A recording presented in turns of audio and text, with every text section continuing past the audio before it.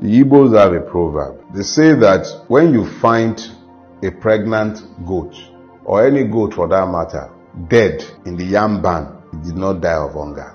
You need me to repeat that? Don't worry.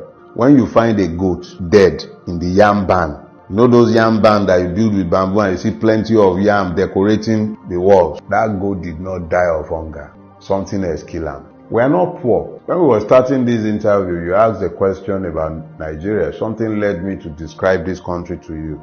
Ours is a rich land. Our soils are good enough to produce everything we need to eat, drink, anything we want for sustenance and good lives. It's already in our soil. We are poor by design because those who ruin this country and who are ruining the Nigerian victims, their hold on power is strengthened by the poverty of the people. A poor man's mind, an hungry man's mind is focused on survival. He's thinking about what to eat. He's thinking about what to drink. He's thinking about how to pay his house rent if he has a house. He's thinking of where to sleep if he's only walking the streets. He's thinking about his security. She's thinking, how do I sleep tonight without getting raped where I'm going to have to manage to sleep? She's thinking, how do I feed my children? The Nigerian is deliberately made to focus on survival so that he does not begin to query the simple suggestions they give him in place of answer. A man who is dependent on the grace of his political master to eat is not likely to query the wisdom of the political master who tells him that his neighbor and best friend is his enemy. So, you find that the Nigerian state deliberately weaponized poverty against its people. Even if you look at the palliative system, it gives you an idea of the weaponization of poverty that is endemic in Nigeria. You're going around, you'll be seeing several videos of palliatives being shared. Nigerians reduced to animals. Scooping rice with sand, and we are not declared to be at war yet. You see Nigerians scooping food, hot food, off boiling pots, reduced to animals in a country where people are flying private jets all over the place. Reduced. You see young men reduced to beggars. So in essence, the leadership. It is leadership. It is the system, the governance system, and please stop using the word leadership. Just say ruiners. Look, if you want to be kind to Nigerian ruiners, call them rulers. Rulers are fixed in the moment. It's always about holding on to power. It's about maintaining hold on power. Those are rulers. Their job is to maintain themselves in power. And that's what Nigerian ruiners are. You can't call them leaders. Leaders see a destination in their mind. When they close their eyes, they can see destinations and they lead people in the direction of their vision. What is the vision governing anybody in Nigeria? None. We're sitting down conceiving of a new road project. By the time you are done conceiving, you find that even the concept is already outdated and obsolete. You are building rail lines that are only fit for the 1960s and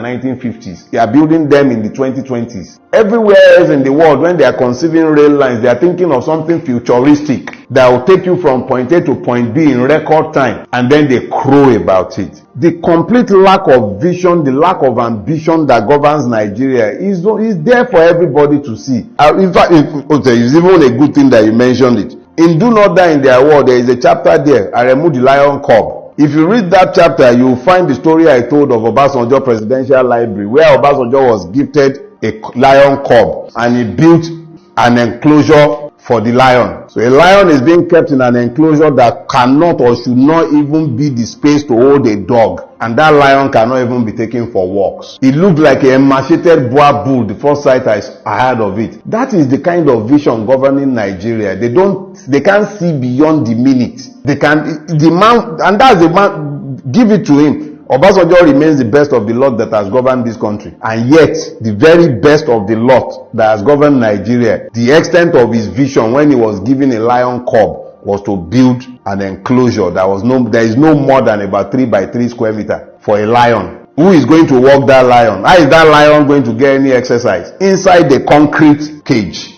That is the vision governing Nigeria. They cannot see beyond the moment. Pimpish imagination, all of them. What have they built? What do you see in Nigeria that is futuristic outside of their greed? But the ruiners doesn't stop, if I use your words, the ruiners doesn't stop you from opening business, getting clients, getting customers, or doing what you need to do as an entrepreneur to build it. You see, that is the error right there. Let me take on the toga of the entrepreneur now. Sometimes you don't even have power for days at a time. You're running a business and it is your job to provide energy supply, power supply to your own business. Are you a power company or a tailor? Are you an hairdresser or a power company? And then you have to go and buy petrol at that outrageous amount to fuel your generator. Am I a power company? Is that not part of what the government should do?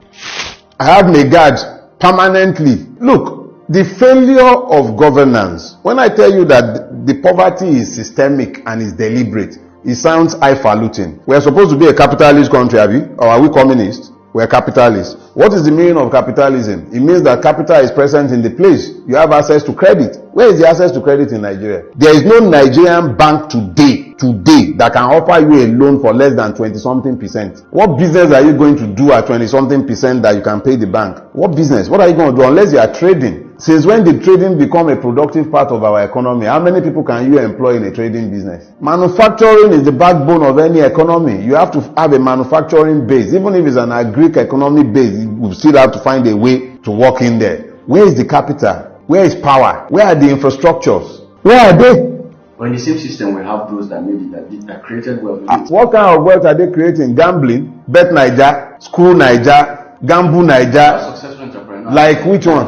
Like Dangote, monopolists. Who create monopolists like the one that they were busy? Oh, okay, yes, with his new refinery, have you? Very beautiful refinery, churning out millions of barrels of petrol every day. Buhari went and commissioned it, and we were afflicted by life proceedings for hours on end on the day in question. We are a nation of liars. They have created rent seekers who make money from the putrefied system. They erect toll gates based on monopolies. So they make money, and then you're pointing at them as though that is available to everybody else. Look, young people have been reduced to gamblers, prostitutes, Uber drivers. You know how many graduates are driving Uber in Lagos and everywhere else? Because it's about the only way they can become self-employed without being dependent on the system for their livelihood. The easiest way to become self-employed in Lagos is to be able to buy a Corolla. So you buy a Corolla, you become a Uber driver. And then you have to start dealing with the madness of the Nigerian police and all the multiple checkpoints that the state has created to fleece you even more. If it was so nice, if the opportunities were so available, why would everybody be running away? The best and brightest of this country are running every day. They are not migrating, they are fleeing.